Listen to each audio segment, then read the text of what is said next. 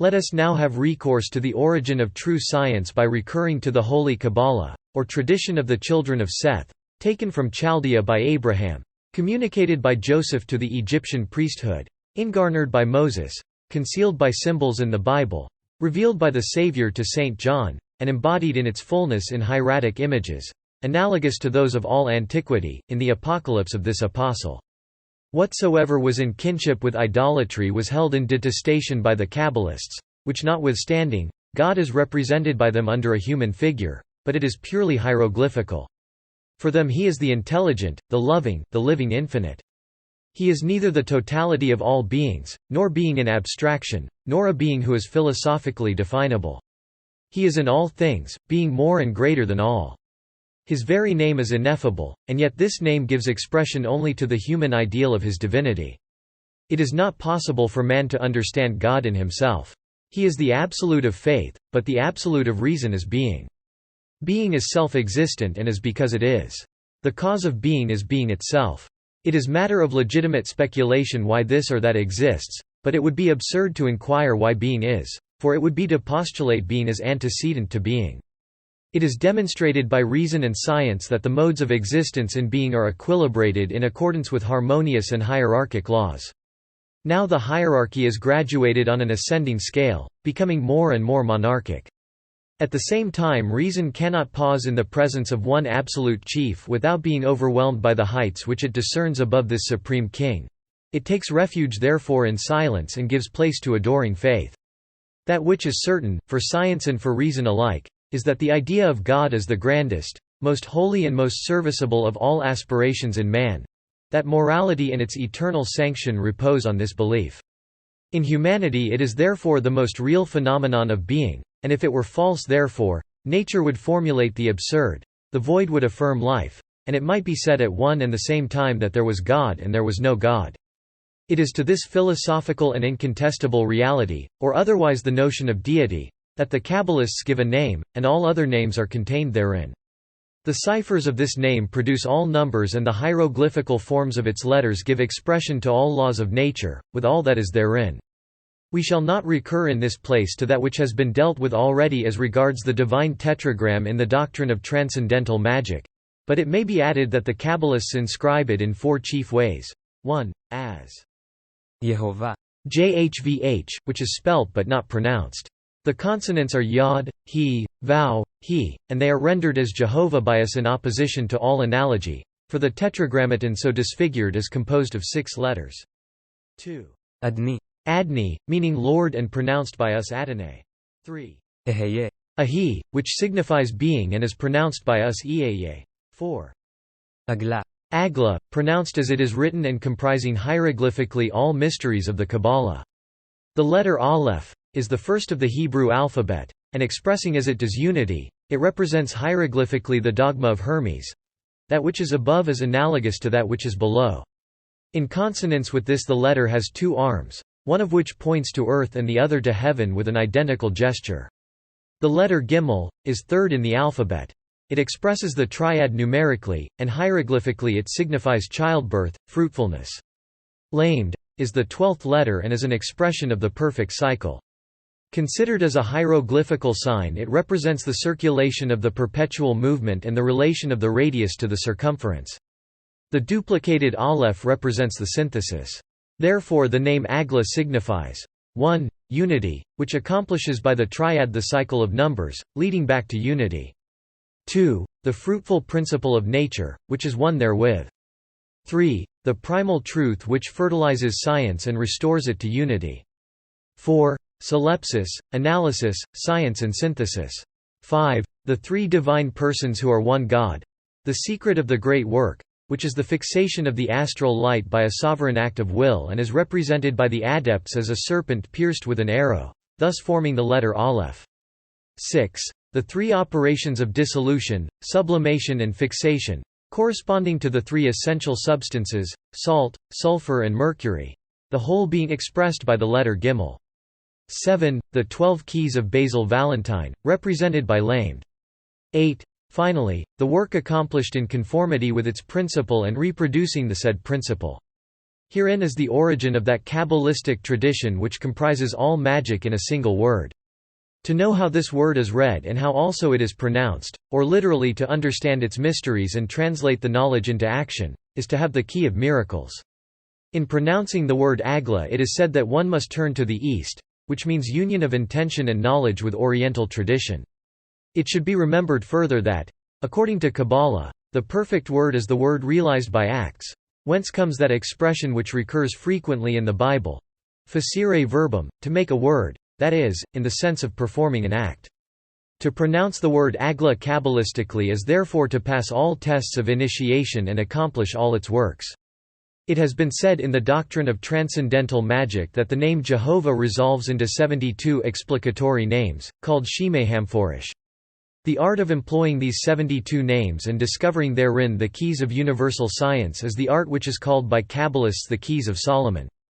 As a fact, at the end of the collections of prayers and evocations which bear this title, there are found usually 72 magical circles, making 36 talismans, or 4 times 9, being the absolute number multiplied by the tetrad. Each of these talismans bears 2 of the 2 and 70 names, the sign emblematical of their number and that of the 4 letters of tetragrammaton to which they correspond. From this have originated the 4 emblematical tarot suits: the wand, representing the yod; the cup, answering to the he; the sword, referable to the vow; and the pentacle, in correspondence with the final he. The complement of the denarii has been added in the tarot, thus repeating synthetically the character of unity. The popular traditions of magic affirm that he who possesses the keys of Solomon can communicate with spirits of all grades and can exact obedience on the part of all natural forces. These keys, so often lost and as often again recovered, are no other than the talismans of the 72 names and the mysteries of the 32 hieroglyphical paths, reproduced by the tarot. By the aid of these signs and by their infinite combinations, which are like those of numbers and letters, it is possible to arrive at the natural and mathematical revelation of all secrets of nature, and it is in this sense that communication is established with the whole hierarchy of intelligence. The Kabbalists in their wisdom were on their guard against the dreams of imagination and hallucinations of the waking state. Therefore they avoided in particular all unhealthy evocations which disturb the nervous system and intoxicate reason. Makers of curious experiments in phenomena of extra-astral vision are no better than the eaters of opium and hashish. They are children who injure themselves recklessly. It may happen that one is overtaken by intoxication. We may even so far forget ourselves voluntarily as to seek the experience of drunkenness, but for the man who respects himself, a single instance suffices. Count Joseph de Maistre says that one of these days we shall deride our present stupidity, much as we deride the barbarity of the Middle Ages. What would he think, did he see our table-turners or listen to makers of hypotheses concerning the world of spirits? Poor creatures that we are, we escape from one absurdity by rushing over to its opposite. The 18th century thought that it protested against superstition by denying religion, and we in return testify to the impiety of that period by believing in old wives' fables. Is it impossible to be a better Christian than Voltaire and still not believe in ghosts? The dead can no more revisit this earth which they have quitted than a child can return into the womb of its mother. That which we call death is birth into a new life. Nature does not repeat what it has once done in the order of necessary progression through the scale of existence, and she cannot belie her own fundamental laws. Limited by its organs and served by these, the human soul can enter into communication with things of the visible world only by the intermediation of these organs. The body is an envelope adjusted to the physical environments in which the soul abides here.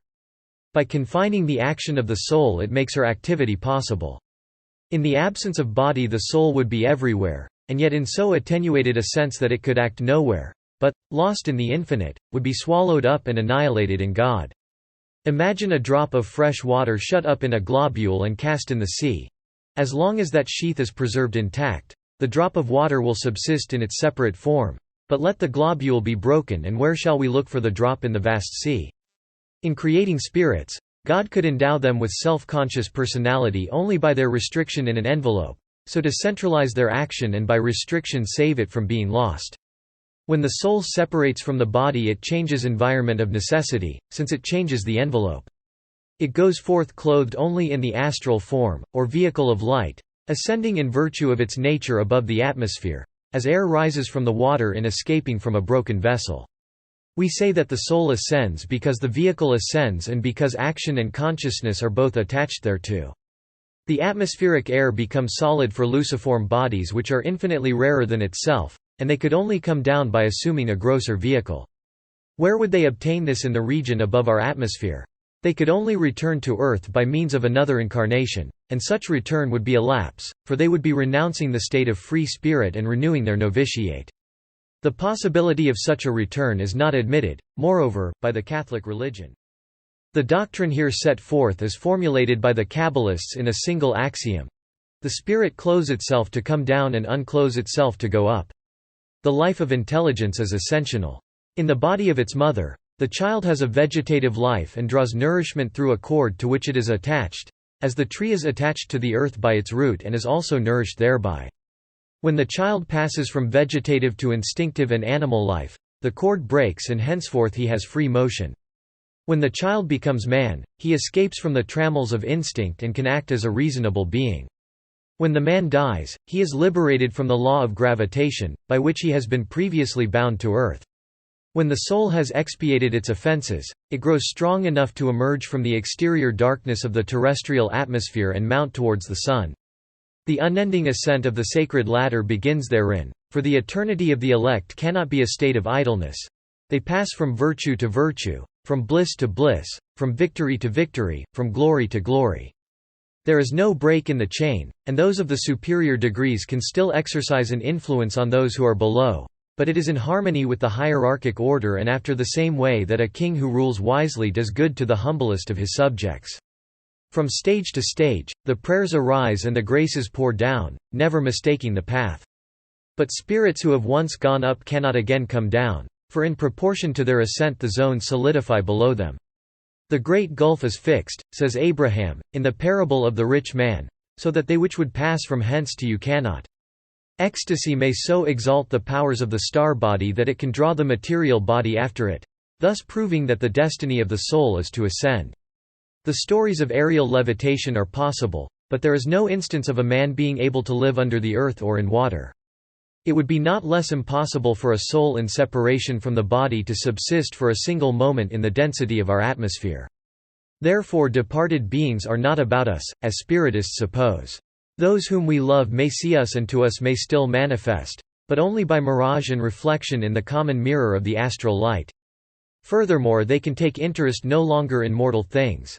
They hold to us only by that which is highest in our feelings and is in correspondence with their eternal mode. Such are the revelations of Kabbalism as embedded in the mysterious book of the Zohar. For science they are of course hypothetical, but they rest on a series of exact inductions, and these inductions are drawn from facts uncontested by science.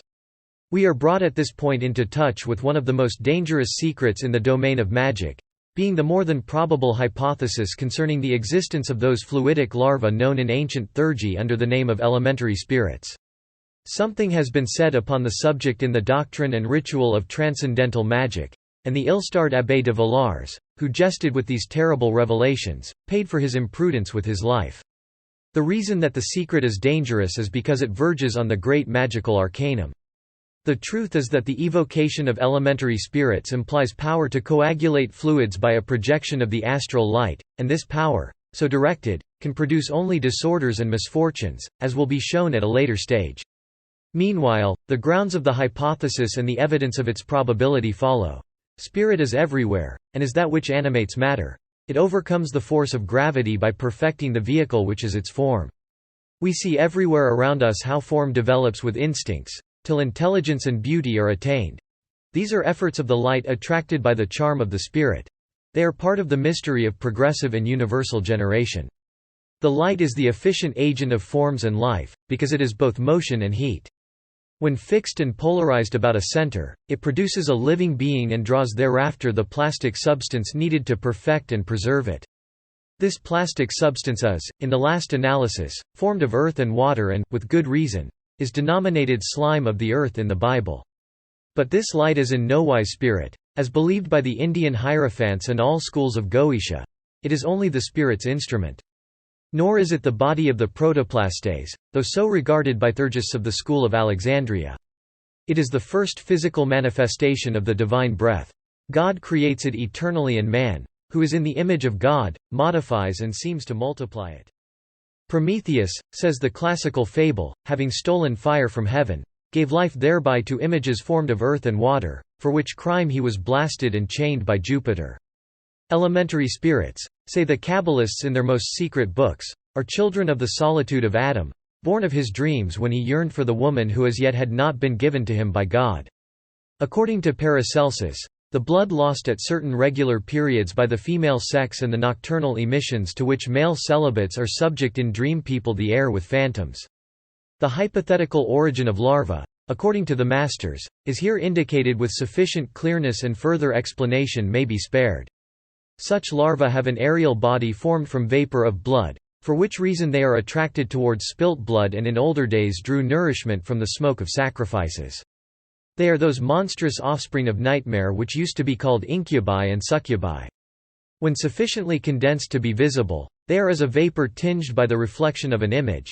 They have no personal life, but they mimic that of the magus who evokes them, as the shadow images the body. They collect above all about idiots and those immoral creatures whose isolation abandons them to irregular habits. The cohesion of parts being very slight in their fantastic bodies, they fear the open air, a great fire, and above all the point of a sword. They become, in a manner, as vaporous appendages to the real bodies of their parents, since they live only by drawing on the life either of those who have created them or those who appropriate them by their evocation. It may come about in this manner that if these shadows of bodies be wounded, their parent may be maimed in real earnest, even as the unborn child may be hurt and disfigured by the imaginations of its mother. The world is full of such phenomena. They justify these strange revelations and can only be explained thereby. Such larvae draw the vital heat of persons in good health, and they drain those who are weak rapidly. Hence come the histories of vampires, things of terrific reality which have been substantiated from time to time, as it is well known. This explains also why in the neighborhood of mediums, who are persons obsessed by larvae, one is conscious of a cooling in the atmosphere.